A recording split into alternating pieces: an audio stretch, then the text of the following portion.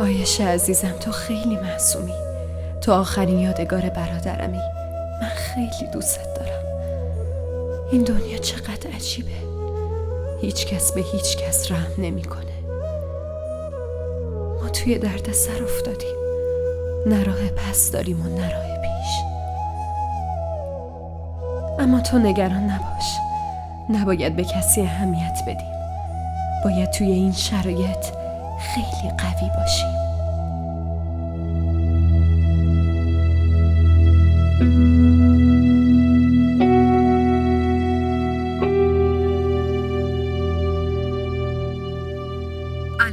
الو خاله، خوبی؟ ممنون، ولی ببخشید من شما رو به جا نیاوردم. خاله من نورینم. یه بار با رحیم اومدم خونتون و شما رو دیدم. شمارتونم از خودتون گرفت.